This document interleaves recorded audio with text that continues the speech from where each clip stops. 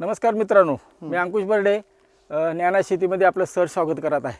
आज आपण अत्यंत खडकाळ आणि माळरान परिसरातून एक अर्धा तास प्रवास करून आपल्या लपतळवाडीमध्ये आलेलो आहोत आणि अत्यंत माळरानावर अत्यंत हलक्या जमिनीवरची आपली एक सुंदर बाग पाहण्यासाठी आलो आहोत. तर आपल्या मागं लक्षातच येत असेल की आपलं कुठलं पीक आहे आणि आपण कशाबद्दल बोलणार आहोत. तर तुमची जरा ओळख करून द्या. माझं नाव अनिकेत संजय पिलाने, गाव लपतवाडी, तालुका पुरंदर, जिल्हा पुणे, पुष्टीवीर. मित्रांनो, आपण अंजिराचं तसं क्षेत्र महाराष्ट्रामध्ये फार कमी आहे, परंतु काही युवक मंडळी इतकी त्याच्यामध्ये कष्ट करून चांगले पैसे कमवत आहेत आणि त्या युवकाला आपल्याला काहीतरी त्या जे केलेल्या कामाचं चीज तसे दोन पैसे कमवत आहेत ती मंडळी, पण त्याला थोडं काहीतरी आणखीन आपण पुष्टी द्यावी यासाठी आपण आवर्जून पुन्हा अंजिराचा व्हिडिओ करत आहे. तर आता हे अनिकेत, हे क्षेत्र किती आहे तुमचं? 3.5 एकर क्षेत्र. 3.5 एकर क्षेत्रामध्ये अंजिराची कधी कधी लागवड केली? या लागवड 3-4 वर्षापूर्वी केलेली. 4 वर्ष झाली ह्याला. आणि एकाच वेळेस 3.5 एकर मध्ये केली? एकाच वेळेस 3.5 एकर मध्ये. म्हणजे आणि पावसाळ्यामध्ये केलं झाडं चांगले डेव्हलप होतात. बरोबर. जून मध्ये लागवड केल्यामुळे आपोआप तुम्हाला त्या वर्षीचा हंगामाचा. आणि मग पहिला बहार कधी धरला त्याचा? लगेच पुढच्या वर्ष धरला. मित्रांनो, तुम्ही जमिनीचं जर प्रत पाहिली, हे बघा पूर्ण माळरान दिसते, त्याच्यावर त्यांनी ठिबक केलेला आहे आणि 4 वर्षापूर्वीची बाग आहे. आता ही जी बाग लावली तुम्ही, ती कुठला वाण लावलाय? तुम्ही जर अंजीर पाहिले, इतके त्याला अंजीर लगडलेले, जेवढे पान आहे तेवढं अंजीर आहे. कधी बघा अंजीर. तर मग त्यावेळेस रोपं कुठून आणली तुम्ही? आपल्या घरी तयार केली जुनी बागेची. जुन्या बागेची तुम्ही स्वतःच केली होती? बहुतेक मंडळी असंच करतात आणि असंच करणं अपेक्षित आहे. कुठेतरी नर्सरीमधून रोपं आणण्यापेक्षा किंवा गुटी आणण्यापेक्षा स्वतः किंवा मित्र पाहुणे रावळे यांच्याकडून गुटी आणली तर ती खात्रीची मिळते. हा वाण कोणता आहे? पुन्हा फिगच आहे. म्हणजे फुले राजेवाडी म्हणू आपण, किंवा आपला पुन्हा फेग आहे आणि वरती जम्बो आहे, दुसरी ती व्हरायटी आहे जम्बो म्हणून. ती कुठून आणलेली? ती आपण बाबा पवार आणली हवे इथं. म्हणजे बाबा पवार म्हणजे तुमचे ह्याचे वाल्याचे? नाही, ते वाघापूरचे दुसरे आहेत. वाघापूरचे. बरं. त्यांच्याकडून त्यात काय फरक आहे असं वाहनात? त्याचं अंजीर साईज मोठी आहे पुन्हा फेगची. याच्यामध्ये कुठलंच हायब्रिड नाही मित्रांनो. ह्याच्यामध्ये काय आहे, हे मंडळीने काय केलं, एखादं झाड जर चांगलं येत असेल, साईज येत असेल, त्याच्याप्रमाणे त्यांनी स्वतःची एक व्हरायटी केलेली आहे. परंतु असं वेगळा नाही, ते पुन्हा अंजीर किंवा साईज बडी राजेवाडीच प्रकार आहे, फक्त साईज थोडी मोठी होती. मग आता सुरुवातीला तुम्ही लागवड ज्यावेळेस केली त्यावेळेस किती अंतरावर लागवड केलेली? 15 बाय 15 वर लागवड केलेली. 15 बाय 15 वर लागवड केली. त्याच्यानंतर मग काय खड्डे वगैरे खोदले होते? थोडेसे खोदले होते आपल्या पनीरच्या पिशवी पुरतेच.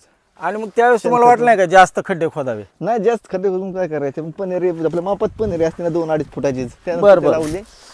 त्यांनी खड्डे खोदून 15 बाय 15 वर लागवड केलेली आहे. त्यांची हलकी जमीन आहे. 15 बाय 15 फुटावरची लागवड म्हणजे अत्यंत उत्कृष्ट पद्धतीने त्यांची बाग आहे. आणि 15 बाय 15 फूट ह्या हलक्या जमिनीला योग्य आहे. आमच्या सोनोरी बिनोरी भागातली जी मंडळी आहे त्यांनी थोडी जास्त अंतरावर, म्हणजे जवळपास 18 ते 18 बाय 18 किंवा 20 बाय 20 वर सुद्धा लागवड केली तर चालते. बरोबर. याला जमीन कशी लागती काय तुम्हाला? माळरान लागते. म्हणजे याच्यामध्ये मित्रांनो असं अपेक्षित आहे, लालसर हलकी माळाची जमीन जर असेल तर ते आणखीन चांगलं उत्पादन देतो. बरोबर. जेवढी हलकी जमीन, जेवढी निचऱ्याची जमीन, जेवढी लालसर जमीन, त्याच्यामधली वैशिष्ट्य म्हणजे अजून ह्याच्यात जेवढं कॅल्शियमचं प्रमाण जास्त असेल, चुनखडीचं बऱ्यापैकी, फार नाही पण असलं तर त्याला चांगलं उत्पादन देतं. बरोबर देतं. मग पहिले सुरुवातीला लागवड केल्यानंतर वर्षभर काय केलं याचं? काय आहे, पहिल्या वर्षी 1 वर्ष टोमॅटो केलं आणि 1 वर्ष मिरची.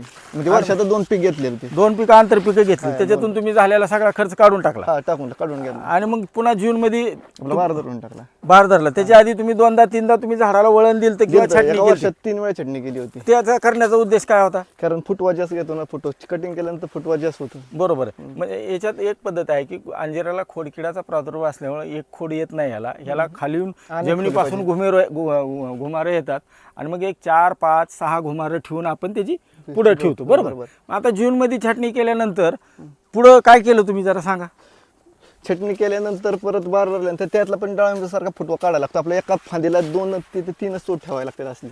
म्हणजे नंतरच्या छाटणीनंतर सुद्धा? छाटणीनंतर 3 महिन्यानंतर ते काढावं लागतं. 3 महिन्यानंतर? 2 ते 2.5-3 सेटिंग झाल्यावर काढता का अगोदर? सेटिंग झालं तरी काढलं चालतंय, पण ती फांदी नाही जात पडली पाहिजे.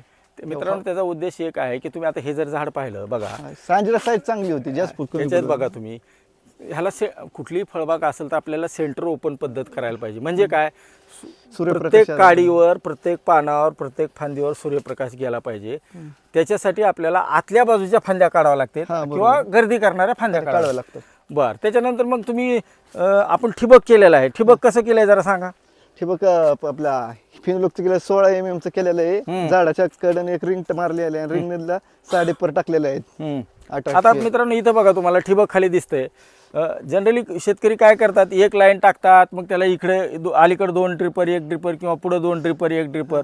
त्याच्यापेक्षा ठिबकमध्ये जर तुम्हाला असं पूर्ण वाढलेल्या बागेसाठी अनिकेत मी जसं बोललो, आपल्याला 18 किंवा 20 mm चा मधला तुकडा ठेवायचा आणि मग 16 mm चं जर तुम्ही इनलाईन जर टाकलं, काय होतंय, ह्याची साल तशी मऊ असते बरोबर. आणि ह्याला येणारं म्हणजे साल पोखरणारी आळी येते किंवा खोडकिडा येतो.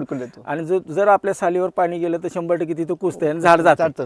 आणि आता जी पद्धत आहे आपल्याकडे, तुम्ही ठिबक केलंय परंतु पाणी थोडं जास्त होतंय, त्यामुळे थोडं काळजी घेणं अपेक्षित आहे. कारण जरी हलकं रान असलं, पाणी देण्याचा मेन फंडा काय असतो किंवा मेन काय लक्षात ठेवायला पाहिजे, वारंवार पाणी द्यायचं पण कमी प्रमाणात पाणी, दरवेळेस पाणी कमी प्रमाणात द्यायचं. म्हणजे काय होतंय, वापसा मोड करायचा, फक्त वापसा मोड करीत राहायचं. असं पाणी जेवढं देईल तेवढं त्याची मुळी चालते आणि मुळी चालल्यामुळे आपल्याला जवळपास मित्रांनो 3.5 एकरची बाग आहे. तर आता मला सांगा, पहिल्या वर्षी जी हंगाम धरला होता त्यावेळेस मग तुम्ही 3 वेळामध्ये अगोदर छाटणी केली, मग राहतले पोगारे काढले, मग त्यावेळेस काय काय फवारणी वगैरे केली होती, त्यातला कुठली कीड आणि रोग येते? त्यात बरं आपली ही खोडकिडा तो महत्वाचा रोग. आणि अंजिराव फक्त तांबेरा, पावसाळ्यामध्ये तांबेराला बाग जपावी लागते. तांबेरा आल्यानंतर पान गळ झाल्यानंतर अंजीरला ही क्वालिटी आणि फिनिशिंग राहत नाही, कारण ते पानच गळाल्यामुळे त्याला ते पुढे अन्नच तयार होत नाही. मग त्याला किती दिवसाला फवारता आणि काय फवारता? 8 दिवसाला फवारतो. आपलं ही अँट्रा तांबेरासाठी अँट्रा फॉलिक्युलर, नाही तर नेटिव्ह पण चांगली औषधं मारता. बर, आता मग ज्यावेळेस तुम्ही जूनमध्ये छाटणी केल्यानंतर जवळपास किती दिवसांनी माल विकायला येतो? 4 महिन्यात माल विक्रीला येतो. 4 महिन्याला येतो. आता पहिल्या वर्षी झालं, दुसऱ्या वर्षी झालं आणि हा तिसरा हंगाम आहे. तिसरा हंगाम बरोबर. तिसऱ्या हंगामाचं फळ मित्रांनो दिसतंय आपल्याला. खूप सारं फळ आहे. प्रत्येक पानाच्या देठामध्ये ह्याचं वैशिष्ट्य असतंय, जिथून पान निघतं तिथून अंजीर निघत. ढगाळ वातावरण आल्यानंतर आणि अंजीर असं साल लूज झाल्यानंतर उकलतं.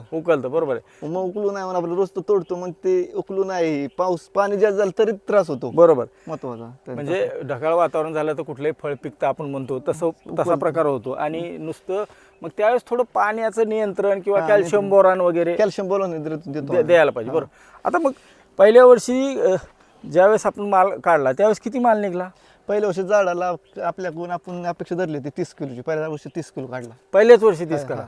दुसऱ्या वर्षी तसं वाढत गेला. आज ह्या वर्षी आम्हाला अपेक्षा आहे 50 ते 60 पुढंच निघला 60 किलोच्या वरती माल. आता ठीक आहे, एवढा माल काढायचा तर मग तुम्ही त्याला खाजगी किंवा आपण त्याला खत पण द्यायला पाहिजे. मग शेणखत दिलं पाहिजे. ज्यावेळेस तुम्ही जूनच्या बहारात धरता, समजा पाणी सोडता, त्यावेळेस याला काय करता? शेणखत भरतो. किती शेणखत भरता ते लोकांना? 4 टब भरतो मोठे आपले. म्हणजे 10 किलोचे असतील? 10 किलोचे 40 किलो तुम्ही शेणखत भरता. आणि मग रासायनिक मध्ये काय काय देता? रासायनिक आपलं गांडूळ ते रासायनिक खत भरतो आपलं 10-20 निंबोळी पेंड, मॅग्नेशियम हे असं भरून तो. बरं, मग नंतर ठिबक मधून काय देता का खत? हे देतो ना आपलं जीवामृत. जीवामृत देता. आणि मग बाकी बॅक्टेरिया पिकण्यासाठी ती पहिली बाग चाळायला लागायची आम्हाला. तर बॅक्टेरियाचं असं सोडल्यानंतर कंट्रोलचा ती मग चाळायची बागच बंद झाली. ते अंजीर पिकायला लागला सोडल्यानंतर. त्याच्यानंतर मग दुसऱ्या वर्षी माल निघाला, तिसऱ्या वर्षी, आता हे तिसरं वर्ष आहे आपलं. एकंदर 3.5 एकराच्या बागेमधला जर विचार केला तर मित्रांनो खूपच सुंदर बाग आहे. आणि ते स्वतः शिकलेले आहेत, चांगल्यापैकी त्यांनी छाटणी केलेली आहे. आणि हा मग आता बाग कधीपर्यंत चालेल? आता मार्च पर्यंत चालला पाहिजे. 15 तारखेला मार्च आपली बाग मोकळी करून तावदी सोडून द्यायची. बरं, मग आता हे आपण एकराच्या हिशोबाने बोलू किंवा तुम्हाला जे योग्य वाटतं ते सांगा. मग पहिल्या वर्षी ह्याच्यातून पैसे किती झाले आणि खर्च किती झाला? पहिल्या वर्षी आमचा बाग म्हणजे सरसकट अंजीर नाही, 60-65 रुपये किलो जागेवर जातो. बरोबर. बँगलोर ग्रुप कंपनी ती बँगलोरवाली घेऊन जातात. दुसऱ्या वर्षी टोटल माल किती निघला होता? पहिल्या वर्षी पहिल्या झाडाला 30 किलो निघला होता. 30 किलो निघला होता झाडाची संख्या. नंतर दुसऱ्या वर्षी असं वाढत गेला 50 किलो. आता 60-70 किलोच्या आसपास निघाला पाहिजे असा अंदाज. कृषी विद्यापीठ 30 ते 35 किलो पूर्ण वाढलेल्या झाडाला म्हणतं. पण मित्रांनो आपल्याकडचे सासवड 4-5 वर्षाची झाडं झाल्यानंतर ही लोक 70-80 किलो सुद्धा काढतात. बरोबर. म्हणजे तुमच्या या वर्षी 60 किलो अपेक्षा. आणि रेट किती राहतो? शेवट पण आपण 60-65 रुपये किलो डील करून देतो. आता तुम्ही कुठल्या कंपनीशी टाईप केले ते ग्रोफर्ड जरा सांगा. कंपनीशी टाईप केलेलं आहे. त्या कंपनीचे मालक राहुल शाहे, सूरज पोळ आणि प्रतीक पवार आहेत. हा. तर ते मग त्यांची माणसं असतात तोडायला का अलीकडेच या त्यांची माणसं असतात तोडणी करायला. मग ते तोडून सुद्धा भरून घेऊन जातात 60-65 रुपये किलो. 60 किंवा 65 रुपये देत. आणि कंपनीचं नाव काय? ग्रोफर्ड कंपनी आहे पुण्यामध्ये. ग्रो फ्रूट कंपनी पुण्याची आहे. ते त्यांची माणसं आणून इथं अंजीर तोडतात आणि एक 4-5 रुपयाचा फरक आहे. 60 किंवा 65 रुपयांनी त्यांना दर मिळतो. म्हणजे तुम्हाला तोडायचं तोडायचं लेबर ती स्वतः घेऊन येते. स्वतः घेऊन त्यांचं लेबर सगळं येतात. त्यांचं. बाकीचं फक्त आपला त्यांना माल. ट्रान्सपोर्ट नाही, काय नाही, काय नाही. फक्त आपण जागेवर मालाचं म्हणजे मोजायचं फक्त आणि द्यायचं द्यायचं, हा, त्यांना. त्यांना. आणि मग सरसकट घेतात का काय उकललेलं हे? ते सरसकट घेतात, उकल बिकल ते त्यांची ते फक्त हे दुसऱ्याला. आणि त्या कंपनीचं नाव सांगा ग्रोफर्ड आपल्याला. कंपनी आहे त्यांची. बर बर.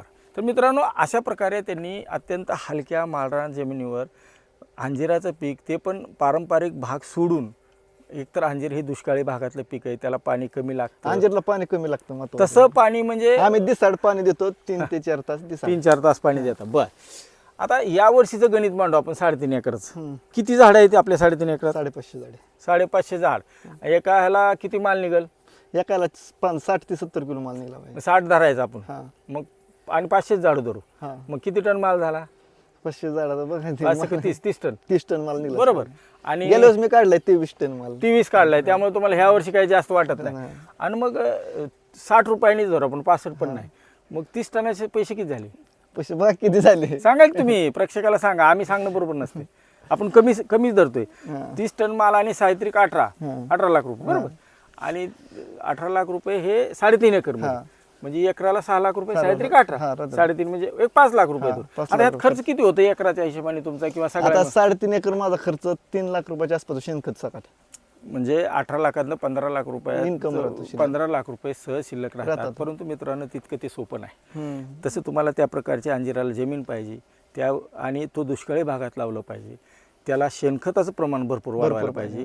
आणि सगळ्यात महत्त्वाचा तुम्ही मुद्दा सांगितला नाही की ह्याला तोडायला किती त्रास आहे. हा, तोडा भरपूर त्रास आहे. कारण प्रत्येक याच्यातून पानाला चोगायचं असतं. प्रत्येक पानापासून एक तर एकदम नाजूक फळ असते, ते तोडायला त्रास होतो, त्याच्यातून चीक येतो, लोकांना हाताला जखमा हा, होतात. जखमा होतात. त्याच्यात आणि आमच्या सोनेरी सोनेरी, भागातील काळेवाडी, लोक तर आपल्या काळेवाडी लोक तर ते डोक्याला बॅटरी लावतात आणि पहाटे 3ला 4ला तोडतात तोडा आणि सकाळी जातात, 6ला 7ला विक्रीला मार्केटला जातात. असतात. हा. म्हणजे शेतीतून पैसा होतो, होतो, परंतु त्याला खूप मेहनत कष्ट आहे. खूप आहे. बरं, तुमचा काय अनुभव आहे आता अंजिराचं? कसं राहतंय? म्हणजे ठीक चाललंय? अंजीर चांगलं पीक आहे, असं दुसऱ्या चांगलं. पिकांपेक्षा चांगलं पीक आहे. चांगलं पीक आहे. म्हणजे काय माणसं कमी लागतात म्हणून का कशामुळं? नाही बाकीच्या पीक मध्ये रेट कोणते पीक केलं तरी मरक पैसे का आपलं रेट कमी जास्त होते. त्यापेक्षा अंजीर आपला सरसाकडे जातो कधी 5 रुपये किंवा 10 रुपये. 5 रुपये लय तरी 5 रुपयात आता भर फरक पडलाय आमचा कमी जास्त 60-65 मार्केट डील होऊन जात पटपट. तर मित्रांनो, एक अत्यंत हुशार आणि कष्टकरी अनिकेत आहे. त्याची बाग आपण आवर्जून बघायला आलो. अंजिराचं क्षेत्र महाराष्ट्रात फार कमी आहे. आपल्या मागच्या व्हिडिओला पण फार काय प्रतिसाद नाही, तरी सुद्धा म्हणलं आपण अनिकेतची बाग बघायची आणि त्याची बाग सगळ्या आपल्या लोकांना दाखवायची, एवढ्याच उद्देशाने हा व्हिडिओ केलेला आहे. बाकी अनिकेतनं आपल्याला वेळ दिला त्याबद्दल अनिकेत तुझं ज्ञानाशी धन्यवाद. आपण इथं थांबू. हा, ठीक.